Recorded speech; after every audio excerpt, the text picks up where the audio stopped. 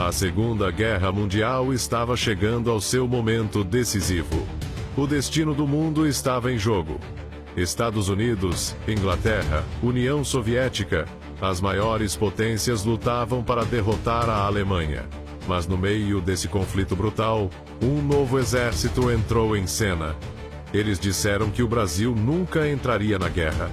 Disseram que nossos soldados nunca resistiriam ao frio, à fome e às trincheiras. Disseram que seria impossível. E assim nasceu a lenda da Força Expedicionária Brasileira. Eles cruzaram o oceano, entraram no fronte e enfrentaram o impossível. Se você gosta de histórias reais e incríveis como essa, já deixa o like e me segue. Porque essa história vai mudar sua visão sobre o Brasil. No início da Segunda Guerra Mundial, o Brasil tentava se manter neutro. O país tinha relações comerciais com os Estados Unidos, mas também com a Alemanha.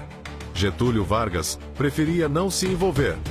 Mas a guerra não iria ignorar o Brasil. A Alemanha não respeitou essa neutralidade. Em 1942, submarinos alemães atacaram navios brasileiros no Atlântico. Mais de 600 civis perderam a vida. O Brasil estava sendo atacado e não poderia mais ficar de fora. O ataque aos navios brasileiros causou uma revolta enorme no país. Manifestações tomaram as ruas. O povo pedia guerra. E no dia 22 de agosto de 1942, o Brasil declarou guerra à Alemanha e à Itália. Mas uma coisa era declarar guerra, outra era realmente lutar. O Brasil não tinha experiência em conflitos modernos. Muitos duvidavam que nossos soldados aguentariam o frio, a fome e os horrores da guerra na Europa. Houve um longo debate. O Brasil enviaria apenas suprimentos e apoio, como outros países da América Latina? Ou mandaria tropas para o front? A resposta veio no ano seguinte. O Brasil iria para a linha de frente. Assim nasceu a Força Expedicionária Brasileira, a FEB. E em julho de 1944, os primeiros soldados brasileiros embarcaram rumo à Itália.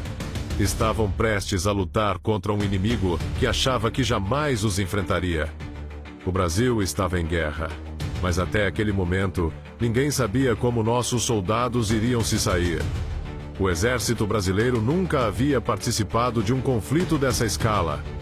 E agora, milhares de homens e mulheres estavam cruzando o oceano rumo ao desconhecido. Foram enviados mais de 25 mil soldados, a maioria jovens sem experiência de combate. Muitos nunca haviam saído de suas cidades. Agora estavam indo enfrentar um dos exércitos mais temidos do mundo. A viagem foi longa e tensa. Os navios brasileiros estavam sob risco de ataque de submarinos alemães. O perigo já existia antes mesmo de chegarem ao campo de batalha. Mas depois de semanas de viagem, eles finalmente chegaram à Itália. O frio, o idioma, as ruas devastadas, era um mundo completamente diferente do que conheciam. O Brasil, acostumado ao calor tropical, agora enfrentava o inverno europeu. Os soldados não estavam preparados para o frio, muitos nem sequer tinham equipamentos adequados. E, pior, os aliados não esperavam muito deles. O primeiro grande teste da FEB aconteceu em setembro de 1944. Os brasileiros foram enviados para expulsar os alemães de pequenas cidades ao norte da Itália. Era para ser um combate rápido, mas ninguém estava preparado para o que vinha pela frente. O inimigo que estavam prestes a enfrentar era o exército alemão, veterano de anos de guerra. Bem armado, bem treinado e posicionado no alto das montanhas, esperando os brasileiros atacarem. O Brasil nunca havia lutado em uma guerra moderna, e logo no primeiro combate foi jogado em uma das posições mais difíceis da guerra na Itália. A subida para Monte Castelo era quase impossível. A batalha foi brutal. O avanço era difícil. Os alemães resistiam com força total. O frio castigava os brasileiros que não tinham roupas adequadas para temperaturas congelantes. O primeiro ataque brasileiro falhou. O segundo também. Foram meses de tentativas frustradas. A cada nova investida, mais baixas. Muitos começaram a duvidar que os brasileiros conseguiriam tomar Monte Castelo. Mas os cobras fumantes não desistiriam tão fácil. Eles aprenderam com cada erro, se adaptaram ao terreno e se prepararam para um último ataque. E então, em fevereiro de 1945, os brasileiros fizeram seu ataque final. Dessa vez, estavam prontos. Dessa vez, Monte Castelo cairia. O exército alemão já estava acostumado com tropas que desistiam diante daquela posição. Mas eles subestimaram os brasileiros. Os cobras fumantes não iriam recuar dessa vez. Dessa vez, a FEB entrou em ação com um plano diferente.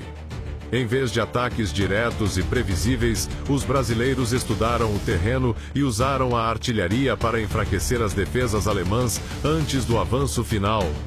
A estratégia deu certo. Os alemães, que antes tinham controle absoluto da batalha, agora estavam sendo encurralados. A FEB avançou em meio ao fogo cruzado, sem recuar. E então, em 21 de fevereiro de 1945, depois de meses de luta, Monte Castelo finalmente caiu. Os brasileiros haviam feito o impossível. Essa foi a primeira grande vitória do Brasil na Segunda Guerra Mundial. E ali, no frio da Itália, os aliados finalmente reconheceram: os brasileiros eram guerreiros. Eles disseram que o Brasil nunca iria lutar. Disseram que se lutasse jamais venceria. Mas os cobras fumantes mostraram ao mundo que estavam errados. Monte Castelo foi a primeira grande vitória da FEB, mas a guerra ainda não havia acabado. Agora, os brasileiros tinham uma nova missão: caçar e capturar as últimas tropas alemãs na Itália. E dessa vez, ninguém mais duvidava deles. Se você quer saber como a FEB ajudou a encerrar a guerra na Itália, comenta aqui. Quero a parte 2. E já deixa o like e me segue para não perder o próximo episódio dessa história épica. Nos vemos no próximo vídeo.